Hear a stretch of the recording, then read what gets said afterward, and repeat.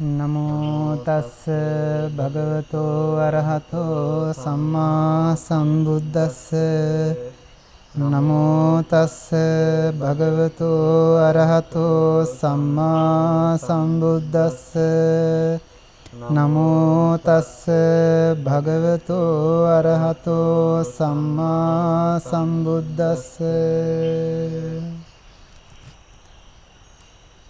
සද්ධා බුද්ධ සම්පන්න කාරුණික ගුණගරුක පින්වතුනි, අද වෙසක් පුන් පොහොව දිනය. අද දිනේදී විශේෂයෙන්ම ඒ භාග්‍යවත් වූ අරිහත් වූ සම්මා සම්බුදුරජාණන් වහන්සේගේ උත්පත්තිය, බුද්ධත්වය සහ පිරිනිර්වාණය කියන මේ කාරණා තුන සිදුවන උතුම් දිනය වශයෙන් තමයි සඳහන් කෙරෙන්නේ. ඒ නිසාවෙන් අද දවසේදී මනස YouTube නාලිකාවේ මේ කාලේන ධම්ම සාකච්ඡා වැඩසටහන තුළින් අපි සූදානම් වෙන්නේ සියලුම දෙනාට අර්ථෝපකාරී වන මාතෘකාවක් ගැන කතා කරන්නට. පින්වතුනි, බුදුරජාණන් වහන්සේ නමක් මේ ලෝකයට පහළ වන්නටම ඕනි මෙවැනි වූ කර්මඵල මිනිස්සෙක් උත්පත්තියෙන් පසුව කොහි උත්පත්තියක් ලබනවාද, නිවන් මාර්ගයට යන්නට ඕනේ මාර්ගය පිළිබඳව මේ සෑම දෙයක්ම ඒකාකාරයෙන් අපිට දැනගන්න ලැබෙන්නේ භාග්‍යවත් වූ බුදුරජාණන් වහන්සේ මේ ලෝකයට පහළ වී වදාළ නිසා. අද දවසේදී අපි මේ වෑයම් කරන්නේ පින්වත් ඔබට උත්පත්තිය ලබන මිනිස්සෙක් මරණින් පස්සේ කොහේ උත්පත්තිය ලබනවාද කියන්නේ සඳහන් කරන්නට. ඒ නිසාවෙන් අද දවසේ මනස YouTube නාලිකාවේ නිධර්ම සභා මණ්ඩපයට අපගේ ගෞරවාන්විත ආරාධනය මත වැඩම කරන්නට යෙදුනා. නම කියන්නට අවසරයි අපේ ස්වාමීන් වහන්සේ. ඕපාත රජවංගල ආරණ්‍ය සේනාසනයේ සේනාසනාධිපති ත්‍රිපිටකාචාර්ය විනය විශාරද ඕපාත සමිත විහාරී මගේ නායක ලොකු ස්වාමීන් වහන්සේ. අපේ ස්වාමීන් වහන්සේ අද දවසේදී මේ වෙසක් පුන් පොහෝ දිනයේදී අපි මාතෘකා තබන්නට යෙදුනේ මරණින් පසුව මිනිස්සෙක් කොහේ උත්පත්තිය ලබනවාද කියන කාරණය. සාමාන්‍යයෙන් අපේ ස්වාමීන් වහන්සේ මිනිස්සෙක් කරන කර්මඵලයන් අනුවයි ඔහු උත්පත්තිය ලබන තැන තීරණය වෙන්නේ. ಭಾರತೀಯ සමාජයේ භාග්‍යවත් වූ බුදුරජාණන් වහන්සේ මේ ලෝකයට පහළ වෙන්නට පෙර ආතුව ජෛන ආගමේ සඳහන් වුණා මරණින් පසුව යලිත් උත්පත්තියක් නොවන වග. එතකොට තවත් ආගමික ශාස්ත්‍රූවරුන් ප්‍රකාශ කරන්නට යෙදුනා මේ සෑම දෙයක්ම තීරණය කරන්නේ දෙවියෝ. මේ ලෝකයේ මහා බ්‍රහ්මයා විසින් මවන ලද්දක්. මේ ආදී වශයෙන් එක එක ශාස්ත්‍රූවරුන් ඒ කාලේ පහළ වුණ තම තමන්ගේ අදහස් ඉදිරිපත් කරන්නට සිද්ධ වුණා. පින්වත් ස්වාමීන් වහන්සේ, මම දැනගන්නට කැමති අපගේ භාග්‍යවත් වූ බුදුරජාණන් වහන්සේ මේ ලෝකයට පහළ වුණායින් පසුව මේ මරණයට පත්වෙන මිනිසාට සිද්ධ වෙන්නේ කුමක්ද කියන කාරණේ පිළිබඳව දැනගන්නට. තෙරුවන් සරණයි සෑම දිනාටම. තුන්ලොවක් අමා ජලයෙන් තෙමා වදාළ අංගීරස ශාක්‍ය මුනීන්ද්‍ර ලෝතුරා බුදුරජාණන් වහන්සේගේ පහළ වුණු උතුම් පුණ්‍යවන්ත දවසයි අද දවස. ලෝවැසි ජනතාවට දෙවියන් බමුණු මරුන් ශ්‍රමණ බ්‍රාහ්මණයන් සහිත ලෝකයාට සදහන් අමා පැන් පොදක් පානය කරන්න අවස්ථාව ඒ මහා කාරුණික ලෝතුරා බුදුරජාණන් වහන්සේ නිසා උදා වුණා. ඒ උන්වහන්සේගේ පහළ වුණු උතුම් පුණ්‍යවන්ත දවස පස්චිම භවික උත්තමයන් වහන්සේ නමක් වශයෙන් මව් කුසෙන් බිහි වුණු දවසයි අද දවස.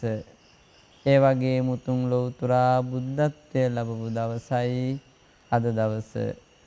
අනුපාදිශේෂ පරිනිර්වාණ ධාතුවට පත් වී වදාළ දවසයි අද දවස. මේ දවසේ අපි අද බොහෝ වෙලාවක් බොහෝ විට නිරන්තරයෙන්ම තථාගත බුදුරජාණන් වහන්සේගේ ගුණ ගැන හිතිය යුතු කාලයයි. තථාගතයන් වහන්සේගේ ලෝකවිදූ කියන ගුණයක් තියෙනවා. ලෝකවිදූ කියලා කියන්නේ සාමීනී භාග්‍යවතුන් වහන්සේ ඔබ වහන්සේ ස්කන්ධ ලෝකය අවබෝධ කළ බැවින් සත්ව ලෝකය අවබෝධ කළ බැවින් සංඛාර ලෝකය අවබෝධ කළ බැවින් ලෝක සමුදය ලෝක නිරෝධය අවබෝධ කළ බැවින් ලෝකවිදූ නම් වනසේක කියලා තමයි කියන්නේ. ඒ වගේම බාහිර ලෝක ආධ්‍යාත්මික ලෝක මේ සියල්ලක්ම මනාකොට අවබෝධ කළ ලෝතුරා බුදුරජාණන් වහන්සේ ලෝවැසි ජනතාවට මේ ලෝකේ තියෙන සංසාරයේ තියෙන භයානකකම මනාකොට පෙන්눔 කොට වදාලා. එයින් අපේ පූජනීය අරණ විහාරී සාමින් වහන්සේ විශේෂයෙන්ම අද දවසට ගැලපෙන ඔබින වටිනා කාරණාවක් තමයි මගෙන් මේ ප්‍රශ්නයක් වශයෙන් ඇහුවේ. ලෝවැසි ජනතාව ඇත්තටම මරණින් මත්තේ මොකද වෙන්නේ කියලා. මේක හොයාගෙන තථාගතයන් වහන්සේ අනේක ಜಾති සංසාරං සන්දා විස්සං අනිබ්බිසං නොඑක් ಜಾති සිය ගණන් දහස් ගණන් ලක්ෂ ගණන් කෝටි ගණන් අසංකේය ගණන් මේ සංසාර ගමනට හේතු වුණු තණ්හා නැමැති වඩුව හොයාගෙන ඇවිද්දේ වෙමි. එහෙම කියලා බුදුරජාණන් වහන්සේ අද වගේ පොය දවසක උදානයක් ප්‍රකාශ කරනවා.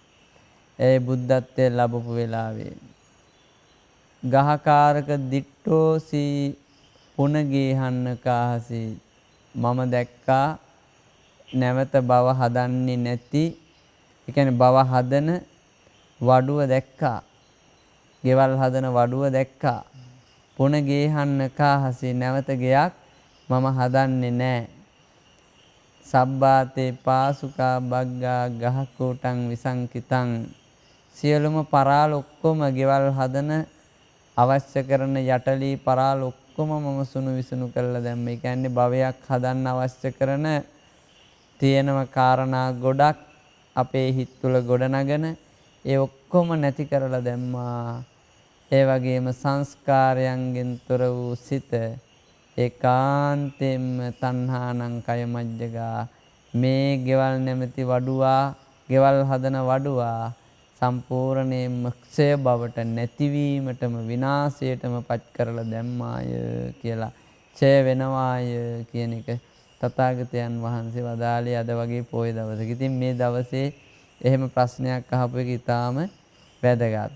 සංසාරයේ විශේෂයෙන්ම අපි මේ අතරක් නෑර භවයෙන් භවයට සැරිසරාගෙන යනවා. මේ අපි මෙහෙම හිටියට අපේ සිතානුව තමයි ඊළඟ භවයේ උප්පත්තිය ගෙන දෙන්නේ. එතකොට මේ සාමින් වහන්සේ අහන්නේ මරණින් මත්තේ අපිට කුමක් සිදු වෙනවද කියලා. ඉස්සර මිනිස්සු හිතුවා අපි මිනිස්සුනේ හැමදාම මිනිස්සු වෙලා උපදිනවා. හැමදාම මිනිස්සු තමයි. ඒක සාස්වතවාදය කියලා තමයි කියන්නේ. අපි හදාකාලිකවම මිනිස්සුයෝ. තිරිසන් සතුන් ගත්තාම ගවයෙක් ගත්තාම ගවයම තමයි ඊළඟ භවයේ. ඊළඟ භවයේ දිගටම ගවයම තමයි. ප්‍රේතයා ගත්තොත් ප්‍රේතයාම තමයි. නිරේක සත්වයා ගත්තොත් නිරේක සත්වයාම තමයි කියලා දෘෂ්ටියකට වැටලී හිටියේ. ඒකට කියනවා සාස්වතවාදය කියලා. ඒ කියන්නේ ස්ථිරයි. ආත්මය ස්ථිරයි. ඒක දිගටම යනවා. ඒ විතරක් නෙමෙයි. එහෙම ආත්මය ස්ථිරයි කියන්නේ ඒ කාරණේම විතරක් හුදෙක් නෙමෙයි. ඊට වඩා තවත් ගැඹුරු විදියට ලෝතුරා බුදුරජාණන් වහන්සේ පහදලා දීලා තියෙනවා මේ. ඒ කියන්නේ මේක මේ ඒ කට්ටිය හිතන් ඉන්නේ මේ ස්ථීර දිග්ගට පවතින හිතක් ගැන. මගේ හිත මගේ ආත්මය ස්ථීරව දිගට පවතින කියන හැඟීමක් ගැනයි ඒ ඇත්තෝ ඒ විදියට දෘෂ්ටියකට වැටුනේ. එතකොට දැන් උච්ඡේද දෘෂ්ටිය කියලා කියන්නේ මේ ජීවිතේ විතරයි අපි. තව කට්ටියක් හිතාගෙන හිටියා ඔය කවුද කියන්නේ පරලොවක් කොහෙද තියෙන්නේ? මේ ජීවිතේ විතරයි. මේ ජීවිතේ ඉන්නකම් කාලා බීලා ඇඳලා පැළඳලා හොඳට ඉන්න එච්චරයි පරලොවක් ගැන කතා කරන්න එපා. ඒ උච්ඡේද දෘෂ්ටිය කියලා ඒකට කියනවා. එතකොට සාස්වත දෘෂ්ටිය උච්ඡේද දෘෂ්ටියට අන්තර්ගත වෙලා තමයි අනිත් දෘෂ්ටි ඔක්කොම 62ක් විතර පිහිටලා යන්නේ. සමහර වෙලාවට සමහර ඇත්තෝ ස්ථිරයි සමහර ඇත්තෝ ඉසෙම ස්ථිර නෑ. ওই විදියට එක එක විදියට දෘෂ්ටි වලට ප්‍රභේද වලට පත් වෙලා තියෙනවා. දැන් ඔය සමහර අය දැන් අද වුණත් වර්තමානයේ කෙනෙකු නිර්මාණවාදය ගත්තාම දෙවියෙකු විසින් මැව්වාය. කෙනෙකුගේ පාලන බලයක් නිසා අපි ජීවත් වෙනවාය. මේ කියන කාරණා තියෙන කතාත් කියන අය ඉන්නවා. එතකොට ඒ විදිහට එකෙන් ගත්තාම ලෝතර බුදුරජාණන් වහන්සේගේ දෘෂ්ටිය මොකද්ද? දැක්ම මොකද්ද? කියන මේ කාරණය ගත්තාම තථාගතයන් වහන්සේ විභජ්‍යවාදය කියලා උතුම් දේශනාවන් වදාළේ. විභජ්‍යවාදය කියන බුදු පියාණන් වහන්සේ වදාරන්නේ හේතු ගොඩකින් තමයි මේ ජීවිතේ පවතින්නේ. හේතු එකක් නැති වුණොත් මේ ජීවිතේ නැති වෙලා යනවා. ඒ වුණාට නැති වෙනකොට එක මේ සිතේ තියෙන ගතියක් හේතු කොටගෙන තව හේතු ටිකක් රැස් වෙලා අලුත් භවයක් සකස් කරනවා. ඒකත් හේතු ගොඩක් අනුව ඒ විදිහට පැවැත්මක් කරගෙන යනවා. ඒකත් හේතුවක් නැති වුණාම නැති වෙලා යනවා.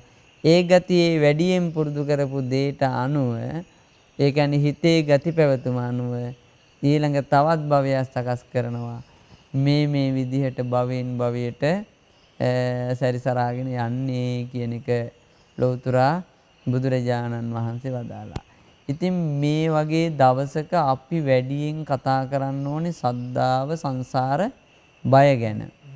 විශේෂයෙන්ම ගත්තාම අපි මෙහෙම හිටියට අපි ඊළඟ භවයේ මිනිස්සෙක් වුණොත් දැන් මේ ඔය ප්‍රශ්නයට අපිට එළිය වැටෙනකන් කතා කළත් පිළිතුරු ඉවර කරන්න බෑ. ඒ කියන්නේ හේතුව මිනිස්සෙක් වුණොත් කියන මේ කාරණය මිය යන වෙලාවේ ඇතිවෙන සිතට අනුව තමයි තීරණය කරන්නේ. චුති චිත්තය කියලා කියන්නේ. චුති චිත්තය කියලා කියන්නේ භවංග සිතකට. චුති චිත්තයට අනුව නෙමෙයි. අපි ඒක අර සරලව මිනිස්සු සාමාන්‍යයෙන් කිව්වට අපි චුති චිත්තය කියලා කියන්නේ මිය යන අවසාන මිය යන වෙලාවේ තිබුණු එහෙම්ම නිරුද්ධ වෙන සිතට. ඒකට කියන්නේ භවංග සිත කියලා. ඒක ගැඹුරු කාරණයක්. ගිහි පින්වතුන්ට අභිධර්මය නොදන්න පින්වතුන්ට කිව්වට මේක වැටහෙන්නේ නැහැ. ඒක භවංග සිත කියලා කියන්නේ උපතින් ගෙන ආපු කුසල් සිතේ එල්ලිලා ඉන්න එහෙම්ම නින්ද යෑමකටපත් වීම භවංග සිත. චුති චිත්තය කියලා කියන්නේ නින්ද යෑම. සරලව කිව්වොත් මම අපේ يعني තේරෙන භාෂාවෙන් කියොත් නිදාගැනිල්ලක් වගේ. අහිං කනෙන් නාසයෙන් දිවෙන් ශරීරයෙන් හිතින් අරමුණු නොගන්න වෙලාවක යම්කිසි හිතක් පවතිනවද ඒ සිතට කියන්නේ භවාංග සිත කියලා. යම් තැනක එල්ලිලා පවතිනවද අන්න එබඳු වූ අවස්ථාවක් තමයි ඒ නින්ද යෑමක් තමයි චුති චිත්තය කියලා කියන්නේ. තාම මැරිලා නැහැ. පින්වතුනි මැරීම කියලා කියන්නේ චුති චිත්තය ඇති වෙලා ඒක නැවත ආපහු හට නොගන්න තත්වයට මේ භවයේපත් වෙනවා. ඊළඟට නැවත තැනක ගිහිල්ලා උප්පත්තිය ලබනවා. චුති චිත්තයට පෙර ඇති වෙච්ච ජවන් සිතට අනුව. දැන් අපි හිතමුකෝ වැඩ කරලා නිදාගත්තයි කියමුකෝ. දැන් මේ උදාහරණය සරලව කියන්නේ. වැඩ කරලා නිදා ගන්නවා. නිදාගත්තට පස්සේ ඒ නිින්දෙන් අවදි වෙන්නේ නැති වෙන්නම නිින්ද ගියා නම් එයා වැඩේ අවසාන වැඩේ කළේ මොකද්ද? අන්න ඒකට අනුරූපව තමයි එයාට ඊළඟ භවයේ ප්‍රතිසන්දිය කියලා කියන්න පුළුවන්. පැහැදිලිද? ඒ කියන්නේ දැන් එයා වැඩ කරලා නිදාගත්තා. ඒතකොට වැඩ කරලා නිදාගත්තාම පස්සේ ඒකේ වැඩේට අනුව තමයි ඊළඟ ප්‍රතිසන්දිය ගෙන දෙන්නේ.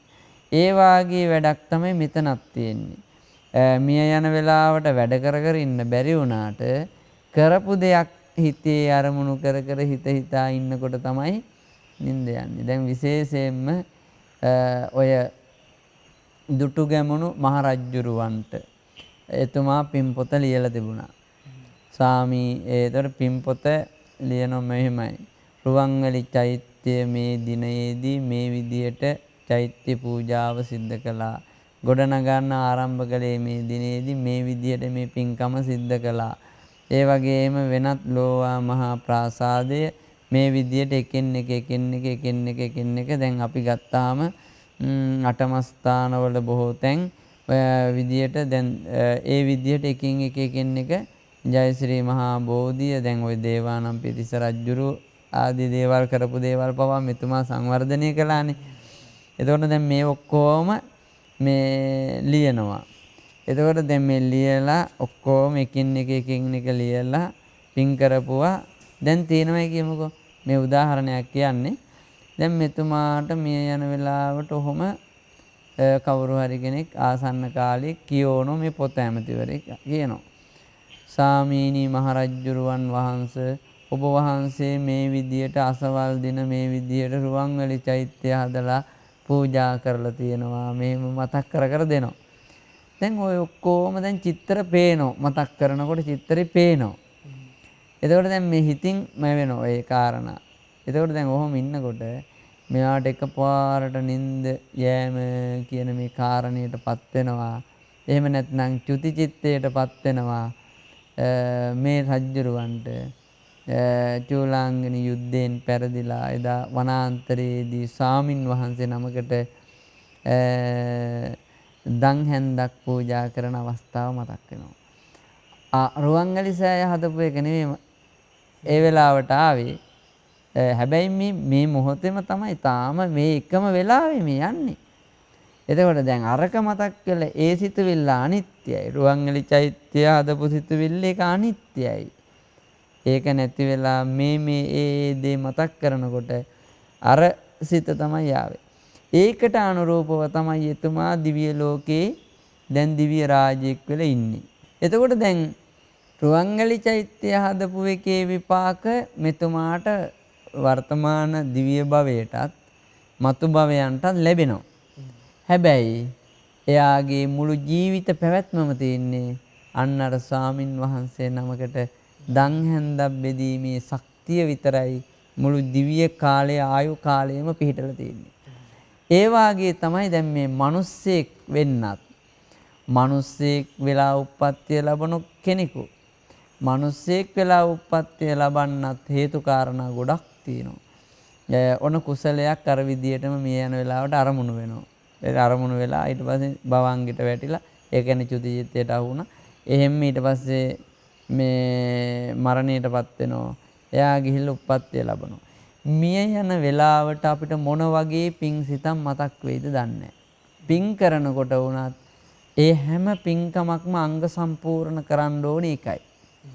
පිං කරනකොට මේ දැන් දිග කතාවක් මේක. ගත්තාම ඒ පිංකම දැන් අම්මට වඳිනවයි කියමුකෝ.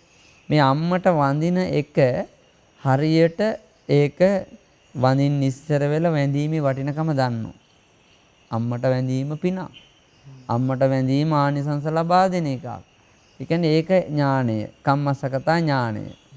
ඊළඟට වඳින කොටත් ඒ සිත තියෙනවා.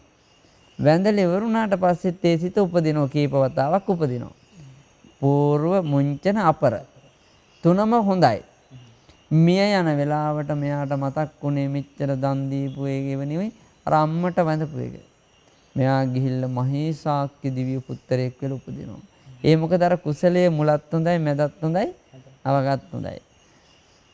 අම්මගේ හිත නරක් වෙයිද දන්නේ නැහැ කියලා ඔන්න වඳිනවා යන්තම් පහත් දලා වැඳලා දිව්වා. මුකුත් නැහැ.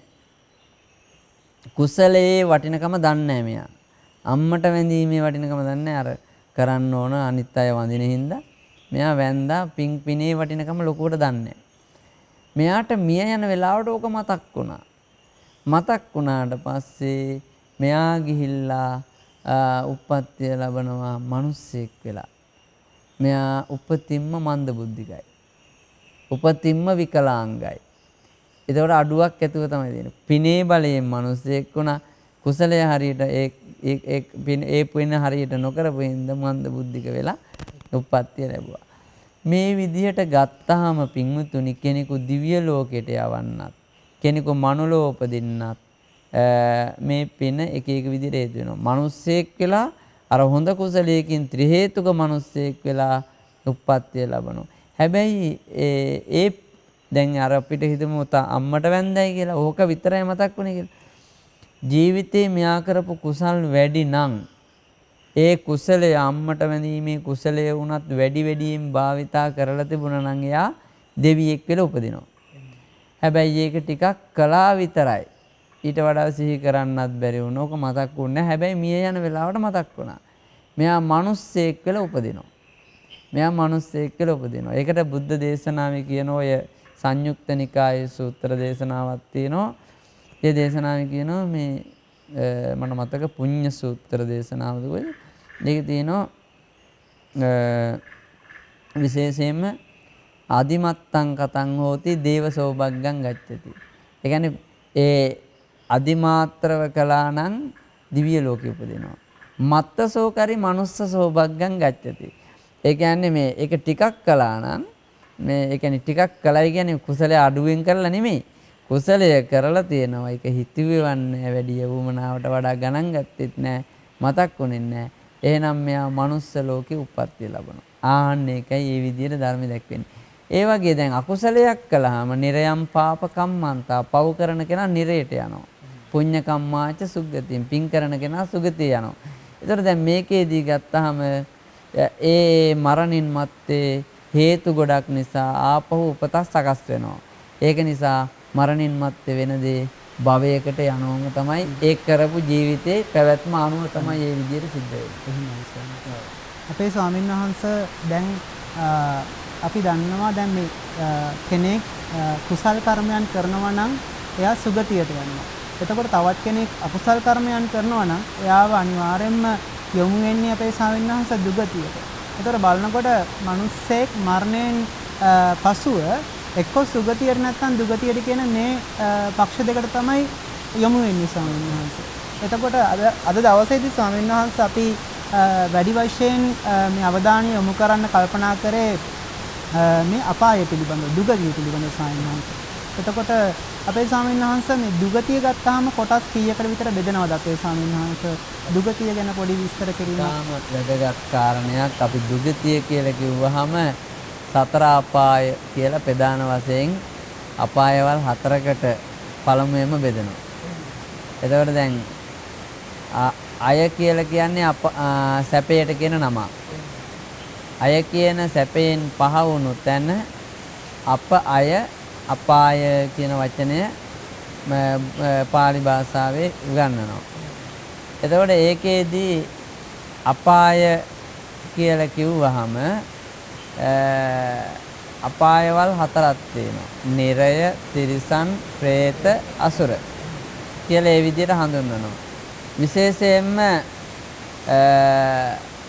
එයින් අසුර කියන අපායක් තියෙනවා. අසුර කියලා කියන්නේ සැප නැති ඒ වගේම කිසිම ඊශ්වරත්වයක් නැති තැනක්. ඒකත් අපායක්. ඒ අපායේදී විශාල ශරීර තියෙන සත්වයෝ ඉන්නේ. මහත් ශරීර තියෙන සත්වයෝ ඉන්නේ. එතකොට දුක වැඩි. ඒ වගේ දුක් විඳින ලෝකයක් තමයි ඔය අසුර කියන අපාය.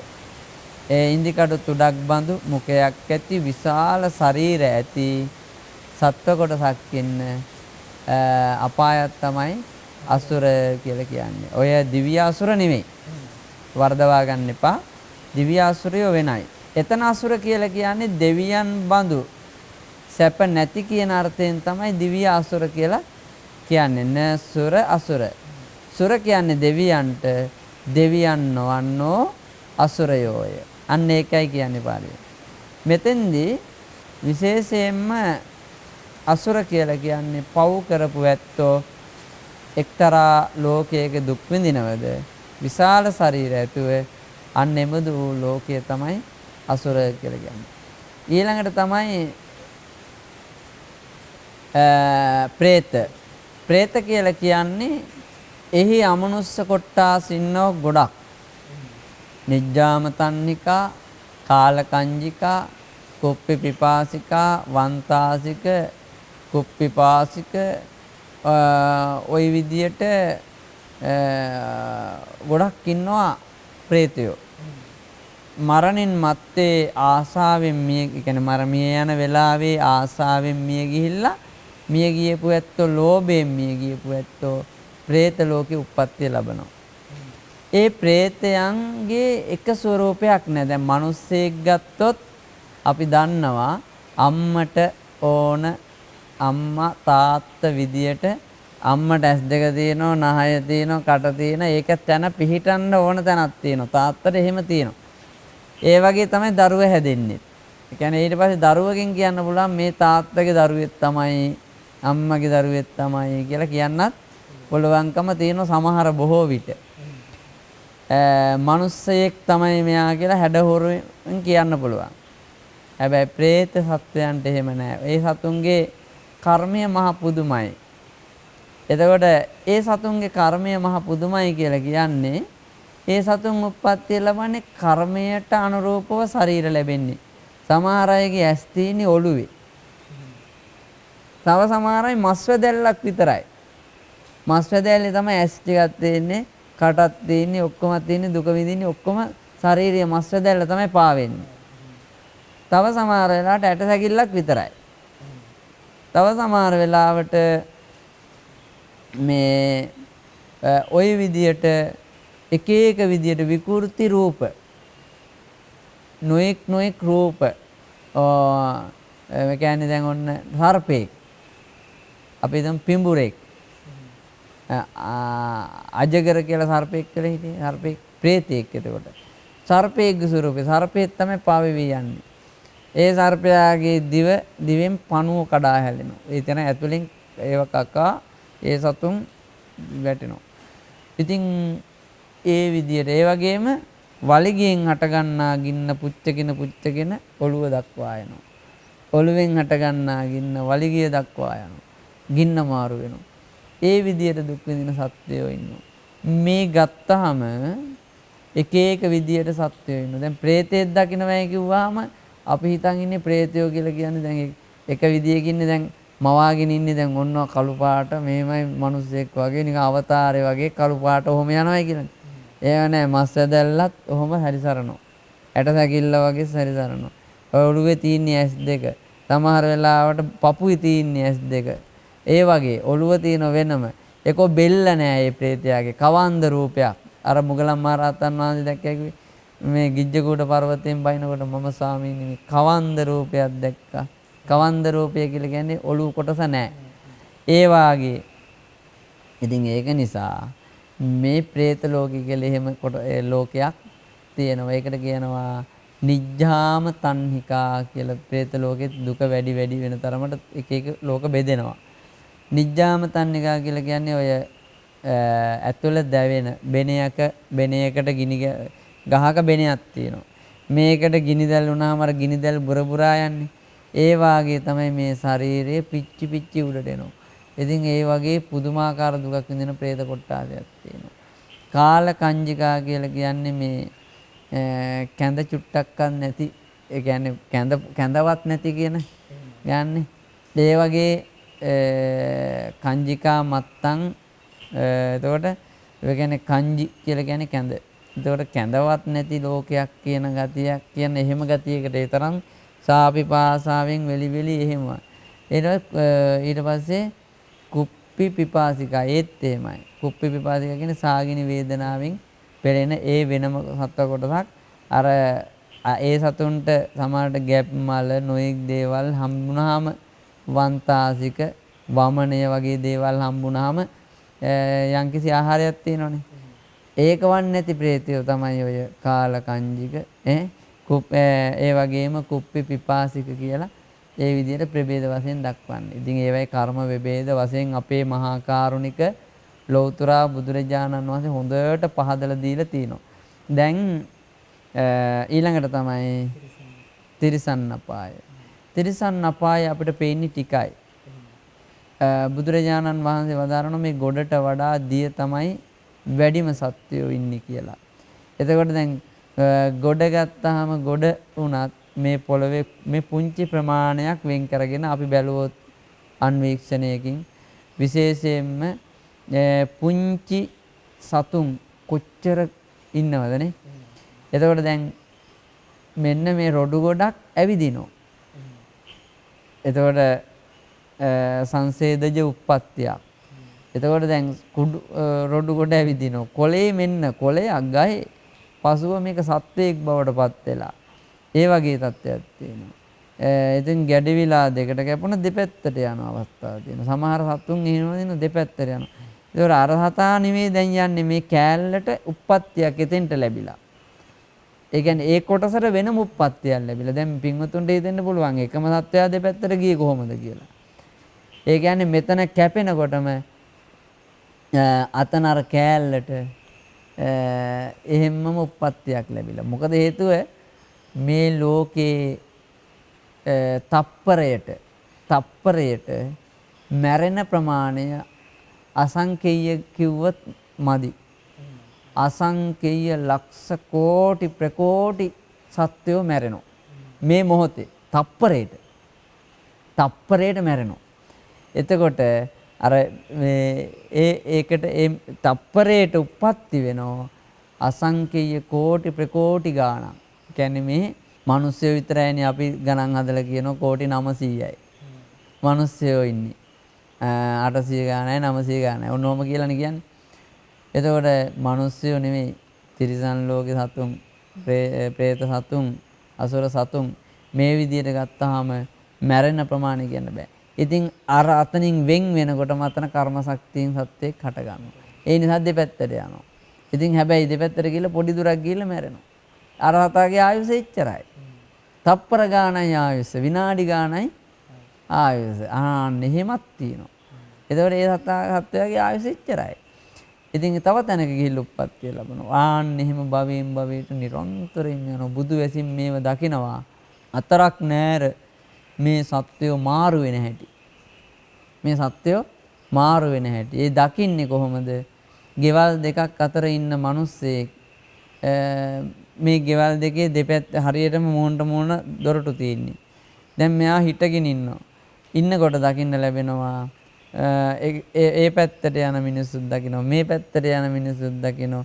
ඉතින් ඒ මාරු වෙන මිනිස්සු දකිනවා වගේ තමයි තථාගත බුදුරජාණන් වහන්සේ බුදු වැසින් දකිනවා මේ සත්‍යය මෙතනින් මාරු වෙනවා, මෙතනින් එතනින් මාරු වෙනවා, මෙතනින් මාරු වෙනවා, එතෙන්ට ඔහොම ගිය ඒ භවයෙන් භවයට යන හැටි බුදුරජාණන් වහන්සේ හොඳට බුදු වැසින් දකින චුතූපපාත ඥානය, දිව්‍යං චක්සුරවික් ඥානය කියලා ඥානයට කියනවා.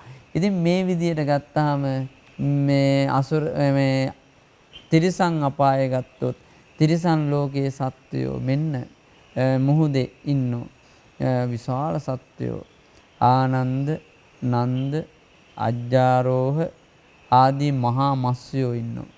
ඊළඟට තමයි වෙනත් සත්වයෝ ඉන්නවා. අපි හිතමුකෝ මේ ගස් කොළන් වගේ සත්වයෝ ඉන්නවා.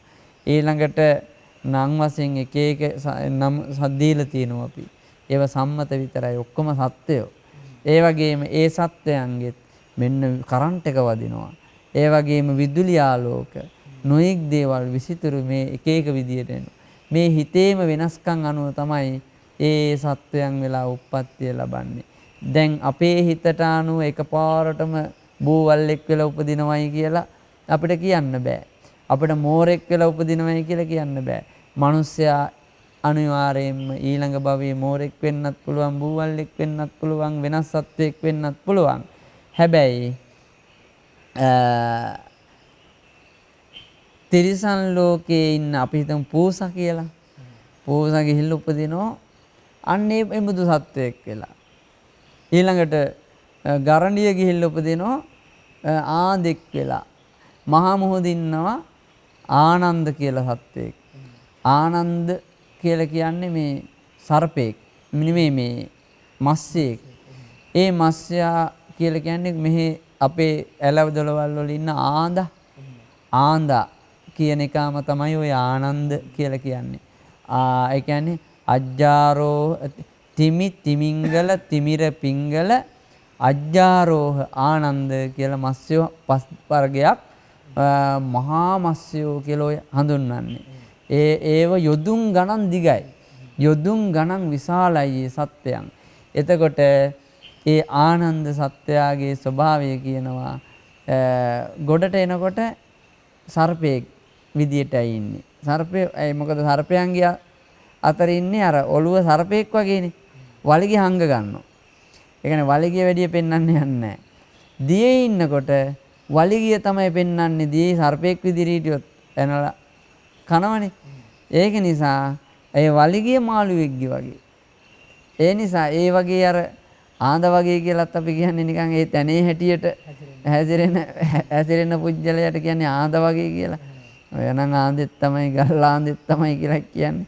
ඒ වාගේ තමයි මේ ඒ නිකම්ම කියනව නෙමෙයි අර ලිස්සල යන හින්දා නෙමෙයි. හුදෙක් එක පැත්තකින් ලිස්සලක් යනවා.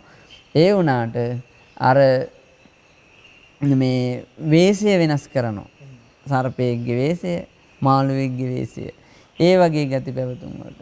ඉතින් මේ තිරිසන් අපාය ගත්තා මේ එකක්. ඔන්න සතෙක් ඉන්නවා. අපි වගේම සමහර වෙලාවට ඒ සතාගේ ඇහැ වපර වෙලා ඉපදිලා, විකෘති වෙලා ඉපදිලා, මන්ද බුද්ධික වෙලා, ඒ කියන්නේ තිරිසන් ලෝකෙත් විකෘති වෙලා උප්පත්තිය ලැබලා. ඒ වගේ ගති පැවතුම් දෙන මේ කර්මයේ විසිතුරුකම. ඊළඟට තමයි දැන් ඔය තිරිසන් ලෝකයේ සත්වෙන් කියන්නේ ඇත් රාජ්‍ය වෙලා උපදින්නේ. ඒ කියන්නේ මහා විශාල ශරීරයක උපදින්නේ කර්ම ශක්ති වැඩි. ඒ කියන්නේ දුක වැඩි, ලොකු වෙන්න කෑමත් වැඩි වෙනවා. ඒ වගේම දුකත් වැඩි. මේ විදියට මේ සත්වයන් වෙලා උප්පත් වෙලා මේක අපායක්. ඊළඟට තමයි නිරය. නිරය කියලා කිව්වහම නිරය ප්‍රධාන වශයෙන් 8කට බෙදෙනවා. ඒ 8ට පරිවාර නිරයවල් එකකට 16 බැගින් තියෙනවා. එතකොට ඒ 8ට 16 බැගින් තියෙනකොට පරිවාර නිරයවල් 16 එකතු වුනහම 16 වරක් 8 128යි. ඒ වගේම 8 මහා නිරයත් එක්ක 136ක් වෙනවා ඒ නිරයවල්. එතකොට ඒ නිරයවල් 136 ලෞතර බුදුරජාණන් වහන්සේ එක එක කර්මානුරූපව දේශනා කළා. එහෙමයි ස්වාමීනි.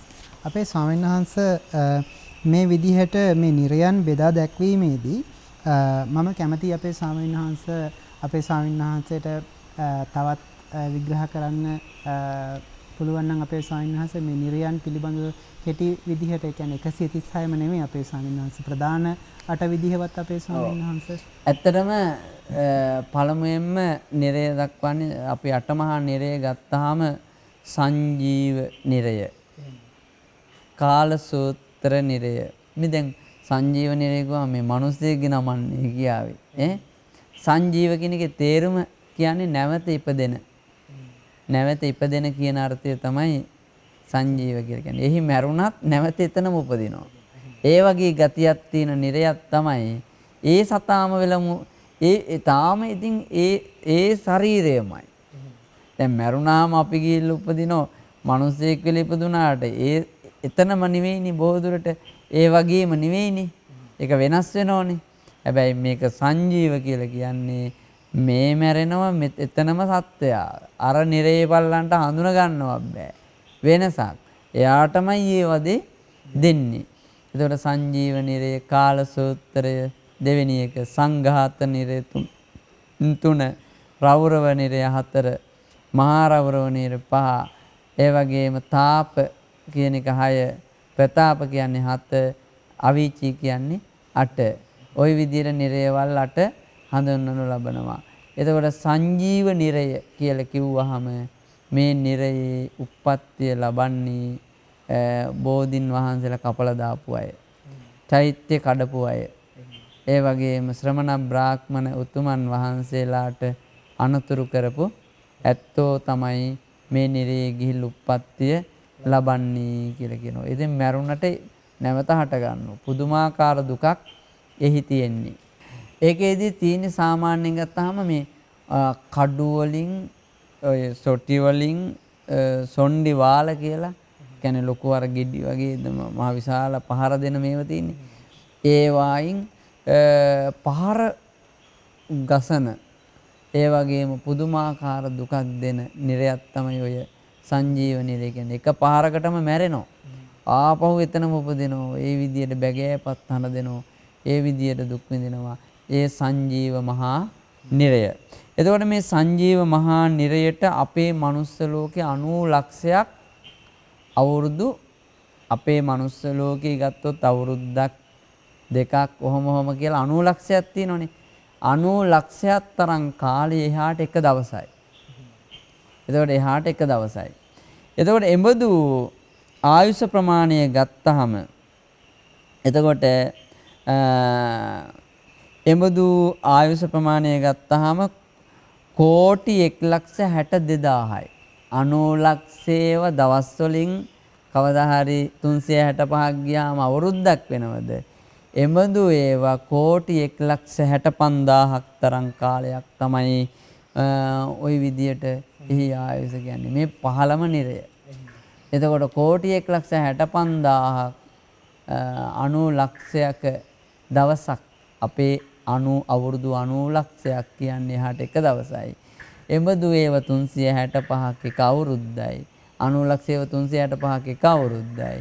එබඳු ඒව කෝටි 1,65,000ක් තරම් කාලයක් ආයුෂ කියන්නේ මොනතරම් සංසාරේ බය ඇති කරගන්නට ඕනද? වැටුණාම අපේ ජීවිත ගත්තාම සාමාන්‍යයෙන් ගත්තාම අවුරුදු 90 ලක්ෂයක් කිව්වහම අපි කොච්චර අපිට අවුරුදු 100යි ආයුෂ තියෙන්නේ.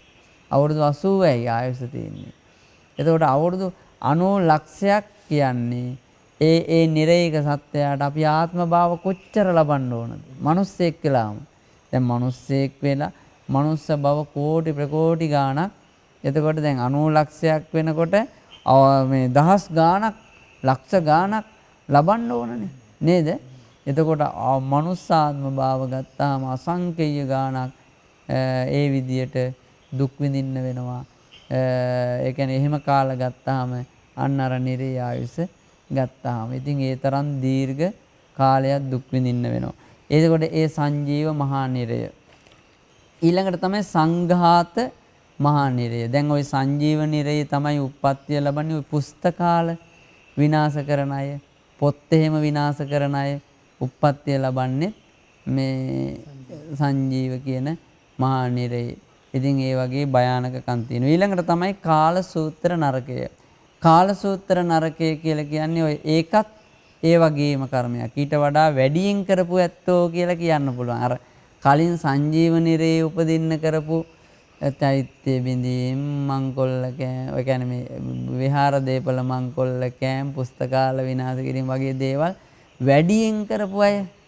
ඒකේ තියෙනවා තාපසවරුන්ට, ඒ කියන්නේ ගුණධර්ම රකින්න අයට පීඩා කරපු ඇත්තෝ, උප්පත්තිය ලබන අය, බෝධින් වහන්සේලා කපලා දාන අය, පිළිම වහන්සේලා විනාශ කරන අය ඒ විදියට උප්පත්තිය ලබනවා. එතන මනුස්ස ලෝකයෙන් ඒකේ ආයුෂ ප්‍රමාණය පෙන්නනවා 3 කෝටි 60 ලක්ෂයක ආයු ප්‍රමාණයක් එහාට එක දවසයි කියලා. ඒ කියන්නේ මනුස්ස ලෝකේ 3 කෝටි 60 ලක්ෂයක ආයුෂ ප්‍රමාණයක් එහාට එක දවසයි. එතකොට එබඳු ආයුෂ ප්‍රමාණය 12 කෝටි 90 ලක්ෂයක්, ඒ කියන්නේ මේ කෝටි 12 ලක්ෂ 96000ක් එහාට ආයුෂයි. ඒ කියන්නේ කෝටියේව ලක්ෂ 12කුත් 96000ක් එහාට ආයුෂ. මොන තරම් කාලයක්ද? එතකොට ඒකත් කමන්නේ නැහැ කියමුකෝ. දැන් මනුස්ස ලෝකයේ ආයුෂ ගත්තාම 12 කෝටි ලක්ෂ 96000ක් කියන්නේ මේ ඒකත් ප්‍රශ්නයක් නැහැ කියමුකෝ. හැබැයි මනුස්ස ලෝකයේ ආයුෂ වලින් ගත්තාම මනුස්ස ලෝකේ 3 කෝටි 60 ලක්ෂයක් එහාට එක දවසක් වෙලා තමයි එබඳු වූ ආයුෂ තමයි අර 12 කෝටි 90 ලක්ෂයක් බවට පත් වෙන්නේ. ඒ නිසා බොහොම භයානකයි මේ සංසාර ගමන. ඒ නිසා අපි පුළුවන් තරම් සංසාරය ගැන කලකිරෙන්නට ඕන. ඊළඟට තමයි සංඝාත නරකය. සංජීව කාලසූත්‍ර සංඝාත කියන නරකය. සංඝාත නරකය කියලා කියන්නේ මේ ඒකේදී ස්වභාවය තමයි. දැන් අර කාලසූත්‍ර නරකය ගත්තාම ඒකේදී කරන්නේ ස්වභාවය ඒ නරකේ දඬුවම තමයි යමපල්ලෝ වෑයකින් අහිනෝ. සහිනවයි කියලා කියන්නේ. කියන්නේ එතනම හට ගන්නවා. එතකොට මේ නිරේ තමයි සංඝාත නිරේ තමයි විශේෂයෙන්ම මේ සංඝාත නිරේ ස්වභාවය තමයි යකඩ පර්වත පෙරලි ඇවිල්ලා තලාගෙන පොඩි කරගෙන යනවා. මොහ විශාල පර්වත මේව යට කරගෙන යනවා මේ සත්‍යය. එතකොට එතෙන් තැලෙනවා පතුලටම. නමුත් ආපහු ඒ ශරීර හට ගන්නවා. ඒ තරම් භයානක කාලය. හරි උක්දඬු පොඩි වෙනවා වගේ. ඒ වගේ තත්වයකට මේ සත්‍යයපත් වෙනවා ආපහු හට ගන්නවා. ඒ සංඝාත නිරේ. එතකොට මේ සංඝාත නිරේ ආයුෂ ප්‍රමාණය ගත්තාම මනුස්ස ලෝකෙන් 14 කෝටි 40 ලක්ෂයයි. 14 කෝටි 40 ලක්ෂයක් එක දවසයි. 14 කෝටි 40 ලක්ෂයක්. දැන් චාතුරු මහරජික තාවතින්ස යාම කියන නිම්මාන රතිය කියලා දිව්‍ය ලෝක තියෙනවනේ. චාතුරු මහරජිකේ ගත්තොත් මේ 90 ලක්ෂයක්නේ මනුස්ස ලෝකයෙන් ආයුෂ 90 ලක්ෂයයි තියෙන්නේ. එයාට ඊට වඩා නැහැ දවසක්වත්. ඊළඟට තාවතින්ස දිව්‍ය ලෝකයට තියෙන්නේ 3 කෝටි 60 ලක්ෂයයි. 3 කෝටි 60 ලක්ෂයයි. එතකොට චාතුරු මහරජික තාවතින්ස යාම. ඔහොම එකින් එක වැඩි වෙනවා. ආයුෂ නිම්මාන රතේ පරිනිර්මිත වසවර්ති මේ විදියට වැඩි වෙනවා ආයුෂ. ඒතකොට දැන් ගත්තාම ඒ ආයුෂ ප්‍රමාණයම තමයි මේ අපායෙත් එක දවස වෙන්නේ. දිව්‍ය ලෝකයේ ආයුෂ ප්‍රමාණ තමයි එතකොට දැන් මේ කියන්නේ. දැන් මනුස්ස ලෝකයේ ගත්තාම මනුස්ස ලෝකයේදී ගත්තාම ඔය සංඝාත නිරේ 14 කෝටි 40 ලක්ෂයයි. 14 කෝටි 40 ලක්ෂයක් තමයි මේ සංඝාත නිරයට මනුස්ස ලෝකයේ ආයුෂ 14 කෝටි 40 ලක්ෂයක් තමයි සංඝාත නිරයට එක දවසක් වෙන්නේ.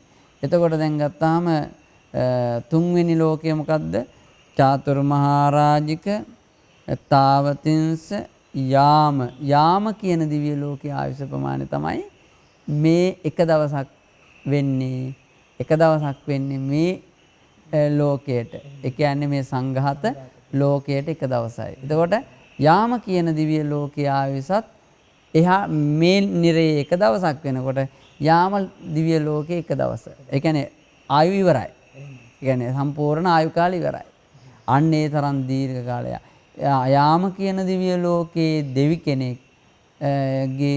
දෙවි කෙනෙක් උප්පත්තිය ලැබලා ආයුෂ වළඳලා මිය යනවද? එහෙනම් ඒ කාලය එක දවසක් වෙලා තමයි මේ ලෝකේ උප්පත්තිය ලබන්නේ.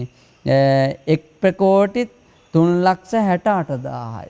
එක් ප්‍රකෝටි. ඒ කියන්නේ ප්‍රකෝටියේව එකයි. එතකොට 3,68,000ක් මහණෙනි ජාතකයේ ලෞතුරා බුදුරජාණන් වහන්සේ පහදලා දීලා තියෙනවා. ඉතින් මේ ඒ විදියට ධර්මයෙන් මොන තරම්නම් සංසාරේ භයානක කමක්ද. ඊළඟට තමයි රෞරව නරකය. දැන් අර සංඝාත නිරේ උප්පත්තිය ලබනයි කියන්නත් එපායි. ඒකේ උප්පත්තිය ලබන්නේ සීලාචාර මිනිසුන්ට බැන වැදපු අය, බැන වදින අය, සීලාචාර මිනිසුන්ට බනින අය, සීල රකින්න අයට බනිනෝ. උකුණන් මරපු අය. ඉතින් උකුණන් මරපු අය ඊළඟට ඔය මදුරුවන් තලපු අය උප්පත්තිය ලබන්නේ මේ නිරේ. එතකොට දැන් ඊළඟට තමයි සිල්වතුන්ගේ වස්තුව හොර මැරකමින් එහෙම නැත්නම් නඩු හබ කියලා යටකොට ගත්තු ඇත්තෝ උප්පත්තිය ලබන්නේ මේ නිරයේ කියලා ධර්මයේ සඳහන් වෙනවා. කොහොමද වැඩේ? එතකොට බලන්න මధుරෙක්වත් අලන්න හොඳ නැහැ. මේ සංසාරේ භයානකකම. ඒ නිසා සංඝාත නිරයේ උප්පත්තිය ලබනවා. ඊළඟට තමයි රෞරව නිරය. රෞරව නිරය ගත්තාම මේකේ ස්වභාවය තමයි ඒ කියන්නේ මෙහි ආයුෂ ගත්තාම 57 කෝටි 60 ලක්ෂයයි. 57 කෝටි 60 ලක්ෂයක් මනුස්ස ලෝකයේ ආයුෂ වලින් 57 කෝටි 60 ලක්ෂයක් මේ ලෝකයට එක දවසයි. එතකොට 57 කෝටි 60 ලක්ෂයක් වෙන්නේ චාතුරු මහරජික, තාවතිංස, යාම, තුසිත. තුසිත කියන දිව්‍ය ලෝකයේ ආයුෂ ප්‍රමාණය යම් තාක්ද ඒ තාක් ප්‍රමාණය ඒ දිව්‍ය ලෝක ඒ අපායට එක දවසයි. එතකොට ගත්තාම ඒ රෞරව මහා නිරය මේකේ උප්පත්තිය ලබන්නේ මව්පියන් තලපු අය. මව්පියන්ට ගහපු අය. ඊළඟට තමයි කියනවා සහෝදර සහෝදරියන් සමග ඒ අඩදමර වෙලා හිලා තලා කතා කරපු ඇත්තෝ පහත් කොට නින්දිත විදියට කතා කරපු ඇත්තෝ ඔය ගරහනෝනේ. ඒ විදියට කතා කරපු ඇත්තෝ මේ ලෝකේ උප්පත්තිය ලබනවා. එතකොට එහි ආයුෂ ප්‍රමාණය ගත්තාම අර 57 කෝටි 60 ලක්ෂයයි මනුස්ස ලෝකේ ආයුෂ එහාට එක දවසයි. හැබැයි කියන්නේ 57 කෝටි 60 ලක්ෂයක් තරම් කාලය එහාට එක දවසයි. එතකොට එබඳු 8 ප්‍රකෝටි 29 ලක්ෂ 44000යි. ඒ කියන්නේ ප්‍රකෝටියේව 8යි. 29 ලක්ෂයකුයි 44000 තරම් කාලය ඒ අපායේ ආයු ප්‍රමාණය. රෞරව නරකය ගත්තාම ඒකේ දුක කියන්නත් එපායි. ඒ දුක තමයි නව දොරින් කියන්නේ ඇහෙන්, කනෙන්, නාසයෙන්, ඒ වගේම දිවෙන්, ඒ වගේම කියන්නේ මුඛයෙන්, ඒ කියන්නේ ඇස් දෙකෙන්, කන් දෙකෙන්, නාස් සිදුරු දෙකෙන්, මුඛයෙන්, අදෝ මාර්ගයෙන් මේ නව දොර තියෙනවනේ. මේ නව දොර මේට නව දොරින්ම සාරෝධකේ වක් කරනවා. ඒ නව දොරින්ම පිට වෙනවා. ඒ යම්කිසි විදියකින් ඒ ලෝධිය වක් කරනකොට නව දොරින්ම පිට වෙනවද? ඒ නව දොරින්ම ඇතුලේ දැවිලා යම්කිසි විදියකින් ගලාගෙන එනවද? නව තැනකින් අන්න එමදු නරකයක් තමයි මේ නිරය කියලා කියන්නේ. ඊළඟට තමයි මහා රෞරව නරකය. මහා රෞරව නරකය කියලා කියන්නේ එහි ආයුෂ දක්වනෝ 66 ප්‍රකෝටි 35 ලක්ෂයයි. ඒ කියන්නේ දැන් මුලින්ම එකේදී සාමාන්‍යයෙන් එහි ආයුෂ ප්‍රමාණය ගත්තාම මනුස්ස ලෝකයේ ආයුෂ ප්‍රමාණයෙන් 230 කෝටි 40 ලක්ෂයයි. 230 කෝටි 40 ලක්ෂයක් තරම් ආයුෂ ප්‍රමාණය මනුස්ස ලෝකයෙන් එහාට එක දවසයි.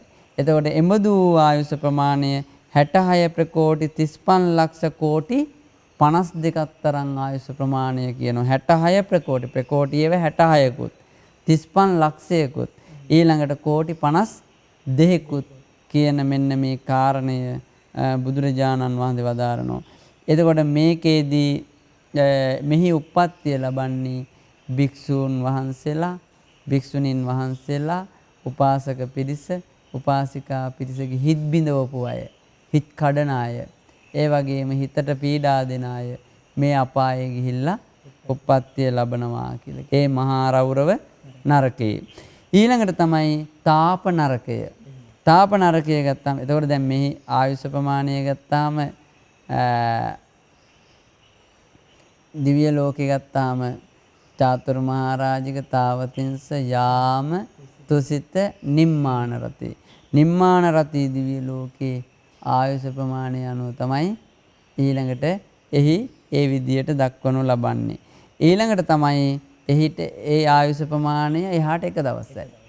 ඊළඟට තමයි තාප නරකය. තාප නරකය ගත්තාම ඒකේ ස්වභාවය ඒකේ ආයුෂ ප්‍රමාණය තමයි 921 කෝටි 60 ලක්ෂයක් එහාට එක දවසයි. ඒ කියන්නේ පරිනිර්මිත වසවර්ති දිව්‍ය ලෝකේ ආයුෂ ප්‍රමාණය.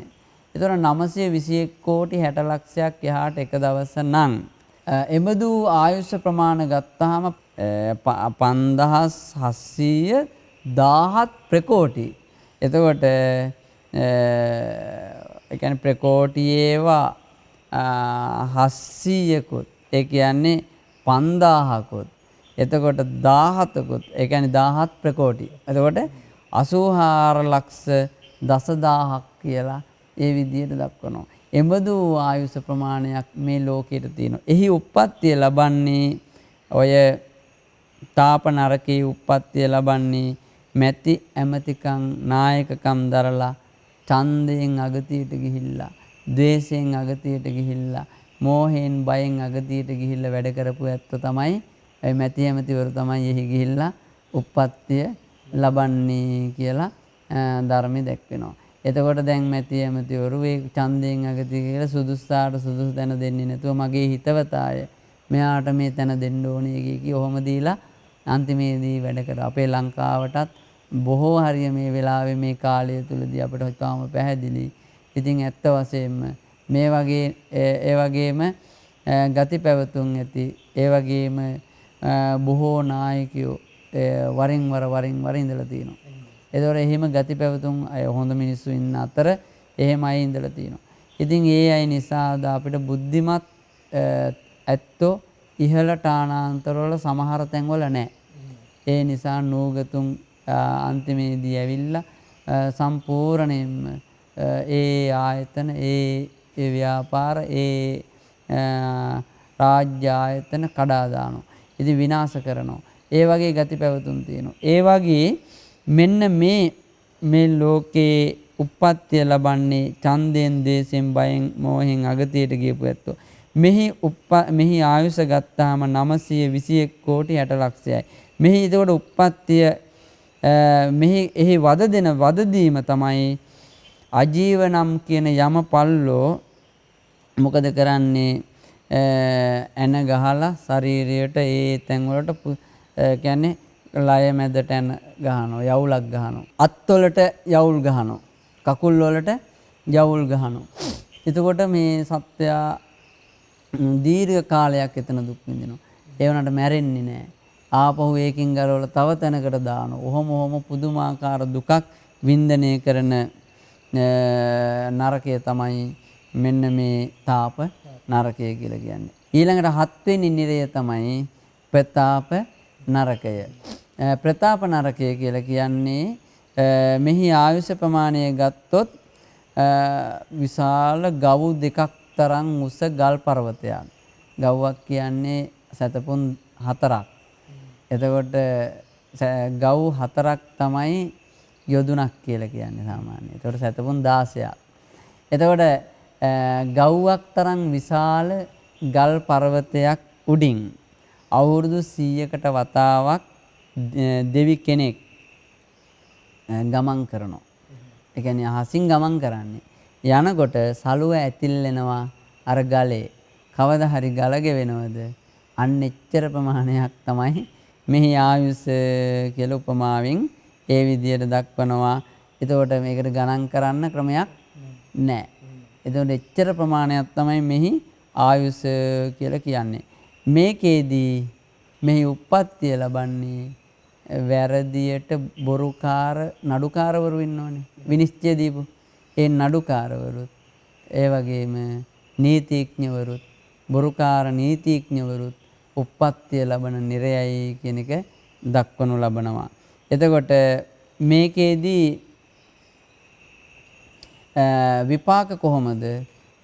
පා උඩුකුරුව, හිස යටිකුරුව, යවුල් මත උඩ ඉඳන් පහළට වැටෙනවා. ඒ කියන්නේ අර උඩ ඉඳන් පහළට වැටෙනවා. ඒ වගේම තමයි මේ විශාල තල් කඳන් සමාන යවුල් වලින් අදෝ මාර්ගයෙන් පිට කරලා ඒ කියන්නේ ඇතුල් කරලා ඔළුවෙන් මතු කරනවා.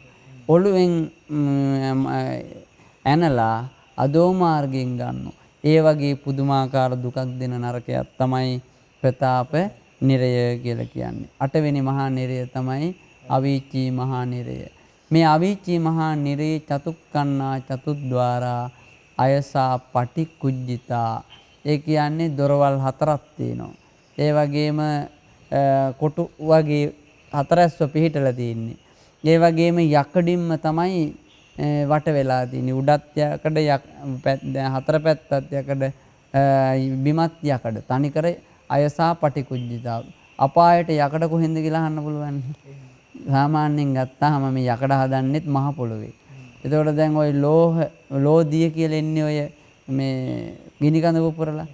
ඒකේ තියෙන්නේ අර බිත්ති වගේ සම්පූර්ණ යකඩ තනිකර.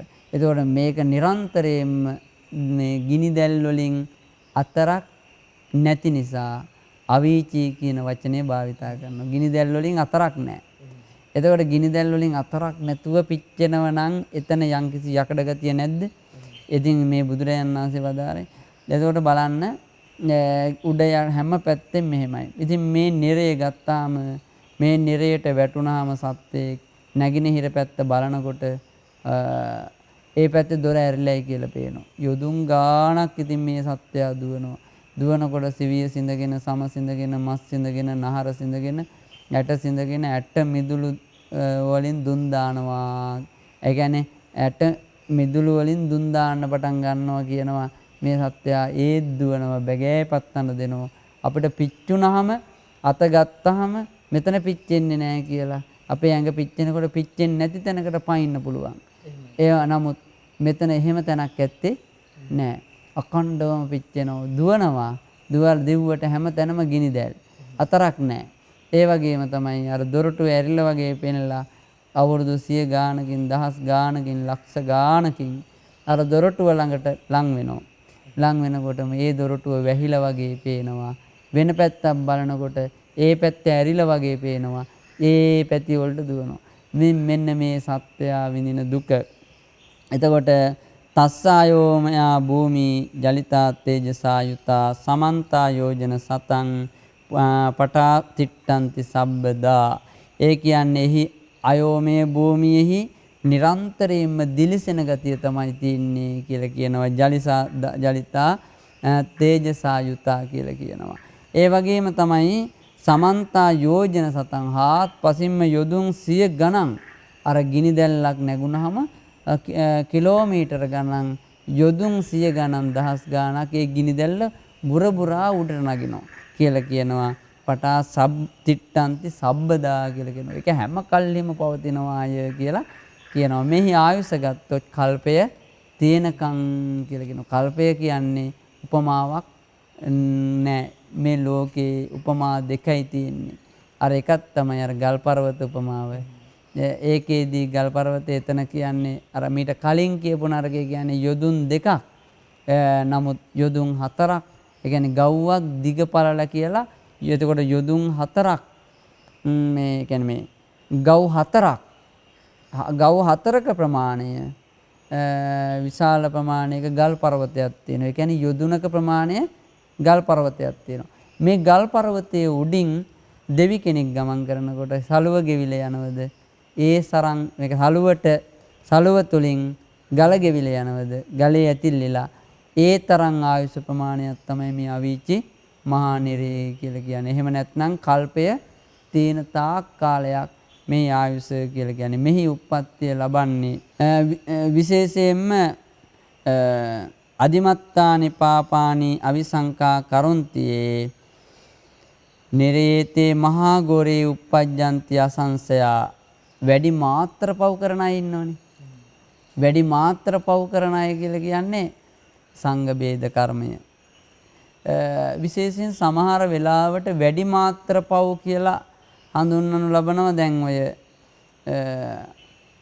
අර එක මිනිස්සෙක් මට මස් නැතුව කන්න බෑ, මට මස් ඕන කියලා අර පිටුපසේ ඉන්න ගව පැටියාගේ පිටිපස කණුවේ බැඳපු ගව පැටියාගේ දිව ඇදලා දිව කපාගෙන ඊට පස්සේ ඔක බැදලා අනුභව කරනකොටම තමන්ගේ දිවත් ජලවිල වැටිලා මහා මරහඬ විලාප දීලා ගේ පුරාම දුවලා එතනම මැරිලා අවීචී මහා නිරයට යනවා. ඒ මොකද හේතුව අර වගේ එකක් අදිමාත්‍ර පවක්. කියන්නේ සාමාන්‍යයෙන් ඒ සතා මරණ එකට වඩා ඊට වඩා සාහසික විදියට තමයි අර වැඩේ සිද්ධ කළේ. එතකොට ඒ වගේ ඒවට කියන්නේ අදිමාත්‍ර කියලා. දැන් එතකොට දැන් ඔය වගේ සාමාන්‍ය මිනිස්සෙක් මරණවට වඩා සිල්වත් මිනිස්සෙක් මරණ එක ඊට වඩා අදිමාත්‍ර පවක්. ඒ වගේම ඒ සිල්වත් මිනිස්සයටත් වඩා අදිමාත්‍ර පවක් තමයි භික්ෂුවක් මරණ එක, ඝාතනය කරන එක. රහතන් වහන්සේ නමක් ඝාතනය කරන එක. විශේෂයෙන්ම පංච ආනන්තරීය පාප කර්මයන් කරපු ඇත්තෝ, මව මරපු, පියා මරපු, රහතන් ඝාතනය කරපු, බුදුන් වහන්සේගේ ලේ සලවපු, සංඝ බේදය කරපු, සංඝ බේද කරපු දේවදත්ත හාමුදුරුවෝ අවීචී මහා නිරේ තමයි අද දුක් විඳින්නේ.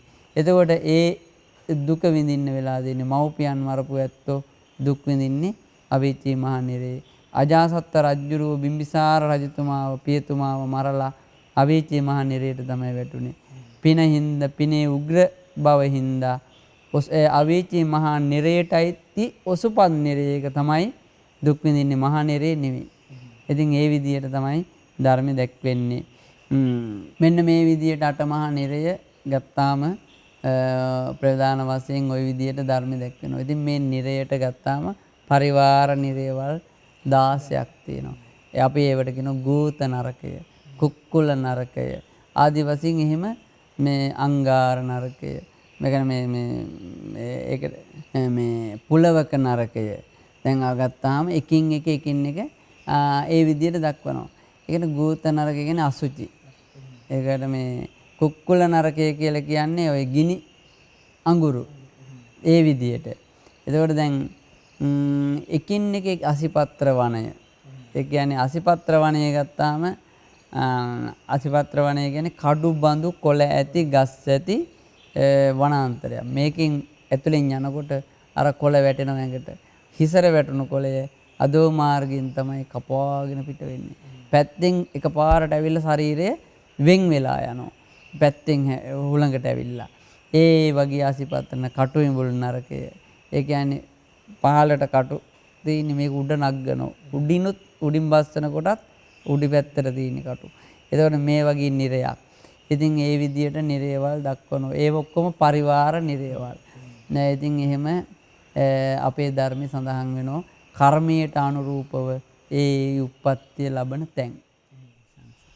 අපේ ස්වාමීන් වහන්සේ අද දවසේදී මේ වෙසක් පුන් පොහෝ දිනේදී මේ කතා කරන්න යෙදුන අපාය පිළිබඳව, මිනිසා මරණයෙන් පස්සේ යන්නේ කොහාටද, එතනින් පසුව ඒ මරණයෙන් පසු යන මිනිසා උත්පත්ති දෙකක් සිද්ධ වෙනවා, දුගතියේ හෝ සුගතියේ.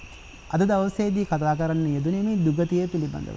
අපේ ස්වාමීන් වහන්සේ මේ දුගතිය පිළිබඳවත් තවත් කතා කරන්න බොහෝ කරුණු කාරණා තිබුණත් අද දවසේදී මේ කාලය මේ සෑම දෙයකටම අපිට හරස් වෙනවා. ඒක නිසාවෙන් අද දවසේදී මේ සෑම දෙනාගෙම සමුගන්නට සිද්ධ වෙනවා. ඊළඟ පොහේ දිනේදී මේ අපාය පිළිබඳව සහ සුගතිය පිළිබඳව දිගුවක් ලෙසින් අපි සාකච්ඡා කරන්නට බලාපොරොත්තු වෙනවා. ඒ නිසා අද දවසේදී මේ සෑම දෙනාම මේ නිරයවන් පිළිබඳව ලබාගත්තා වූ දැනුම සසර බිය ඇති කරගන්නට උපකාරයක් වෙන නොවනු මානයි කියලා අපේ අදහස වෙනවා. අපිත් මෙතනින් පටන් මේ සසර පුරාම සිදු කරගනිමින් ආපු මේ සෑම අකුසලයක්ම නිරයගාමී වන්නට තියෙන සෑම දුස්චරිතයකින්ම දුරු වෙලා සුඛ පටිපදාවෙන් යුතුව උතුම් වූ නිර්වාණ සම්පත්තිය ළඟා කරගන්න උත්සාහ ගන්නට ඕනේ. මේ නිරයවන් පිළිබඳව අපි බය ඇති කරගන්නට ඕනේ. මේ සසර පිළිබඳව අපි බය ඇති කරගන්නට ඕනේ.